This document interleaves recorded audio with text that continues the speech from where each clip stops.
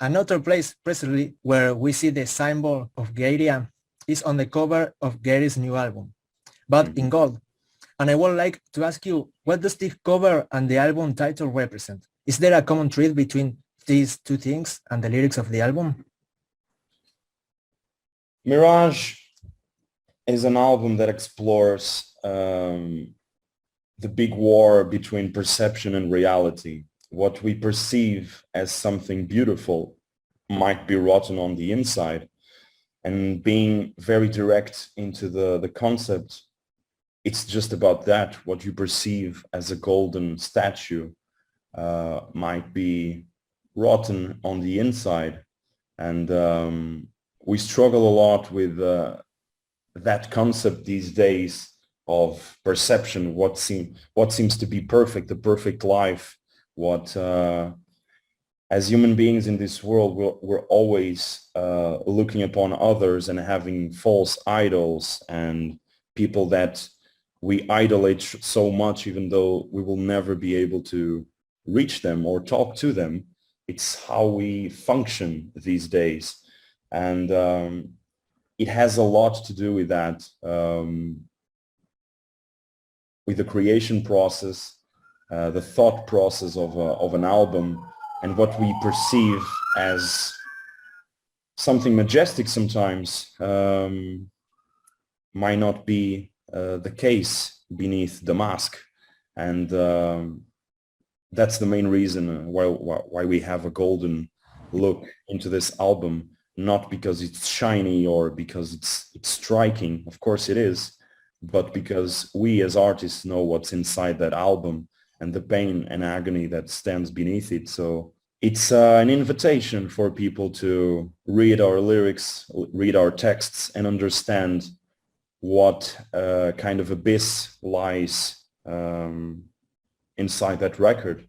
It's an invitation letter. It's like a beautiful cover of a book that you see, and you kind of guess what's inside, but the result might differ a lot. So that's Mirage for you. Perfect. And how do you get inspiration to create your lyrics? Oh, a lot. As I said, we're mostly inspired by humans and people that we meet in our daily lives. But of course, there's writers such as Thomas Ligotti or José Saramago. There's so many references that I could mention, but mostly on the Mirage record, every song is about a specific life, a specific human being, and all of these people we met. It's people that we encountered throughout the tours, throughout these past 2 years, where we just acted as observers in this life, because we couldn't do much, we couldn't tour, we couldn't interact much with people.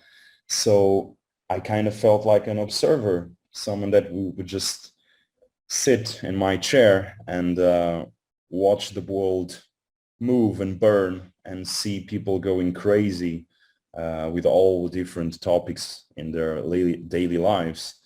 So yeah, I would say we would have way more inspirations from authors on the other records, but Mirage is for sure the most intimate thought process we ever did, because it's about people that we met. It has, of course, a lot of fiction, a lot of thoughts underneath it. It's not a documentary album for sure, but it's about getting to know these people enough for you to create something about them.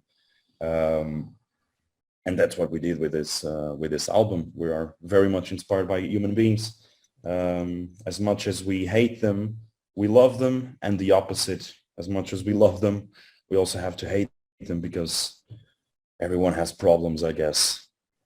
Yes. And do you have any favorite song from this album? Oh man, that's a very unfair question. I would say there are songs that will definitely make it to the live performances, and one of them we already released, the Salve song.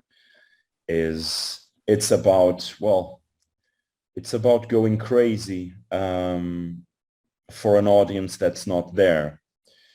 So that's the main reason we thought that would be the best first single, and because it's probably one of the most aggressive and gutting songs we ever wrote.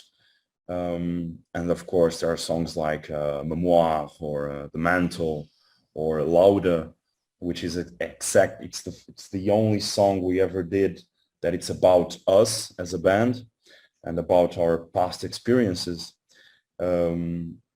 So yeah, we could use all of this album to perform live, but we can't of course do that.